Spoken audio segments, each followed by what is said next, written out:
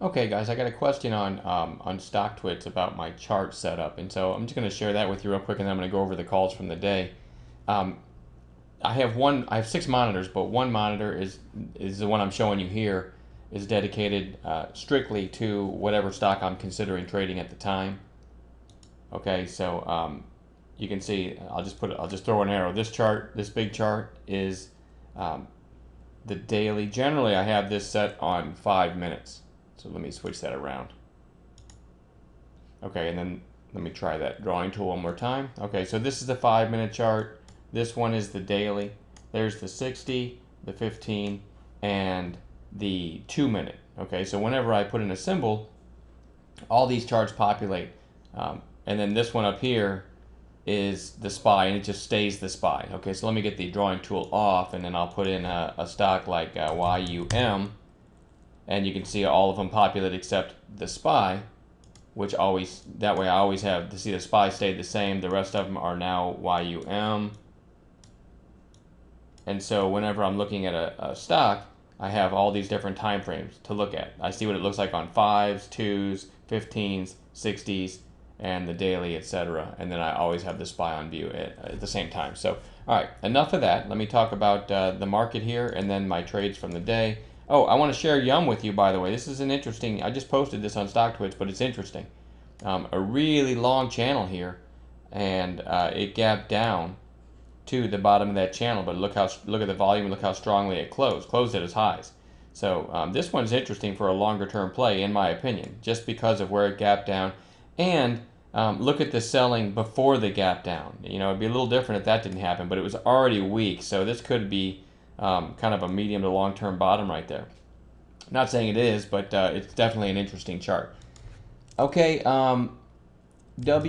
I'm going to go over my calls from the day. I literally only took one short out of about 4 or 5 trades, and everything worked. But obviously, I would have looked smarter having shorted the market at the open. I'll talk about that in a minute. But anyway, WTW was really strong, and then it looked like this when it came down, and I called it long. This green line here is the 60 period moving average on 5 minute candles. Okay, I always have that one on a chart, and if you have a strong stock in the morning and during lunch it works its way down to that 60, generally that's a good place for a nibble. All right, so I went ahead and called this long just over this little doji candle. All right, 21.26 with a 21.16 stop, and if you notice, that was the low of the day. It didn't exactly kill, but if you consider the weakness of today's tape, it was a pretty good grab. From 21.26, it ended up going up to 21.85.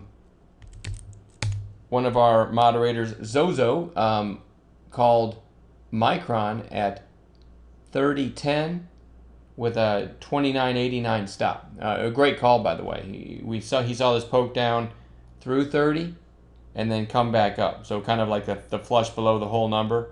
And obviously you can see it came down to 29.94. The stop was at 29.89. It never stopped out. And a great idea. But, you know, a few hours later, this thing was at 31.20. So $1.10 in our favor.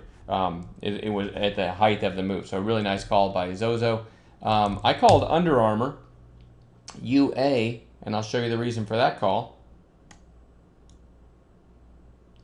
Let's see, I can't access my drawing tool as far as the line. Maybe I can use the arrow.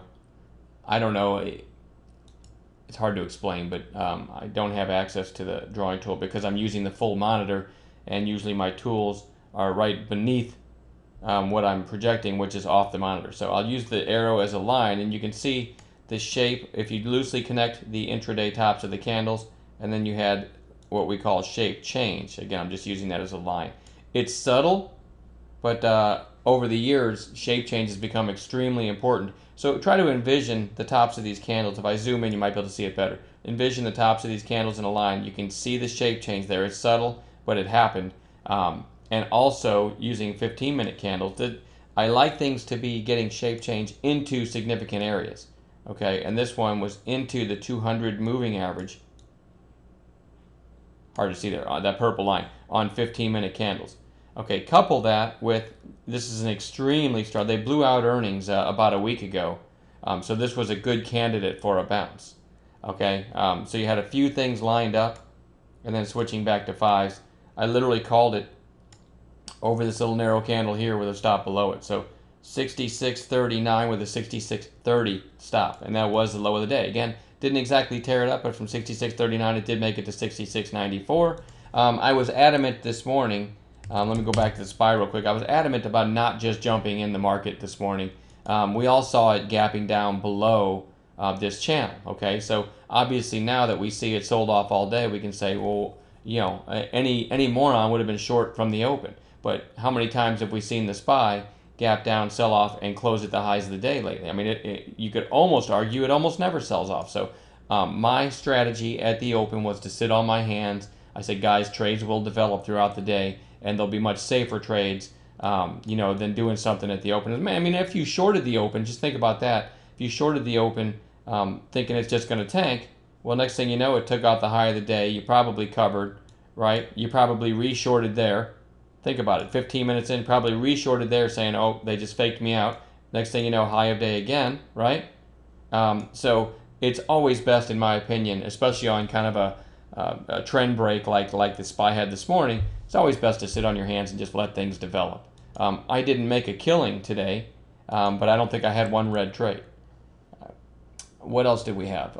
Let's see, Under Armour on TSO. Refiners were extremely strong. And so TSO was just like this. A super move here, pulled back, and then was in a very tight little flag pattern here. And at this same time, if you notice, this was about almost 1 in the afternoon.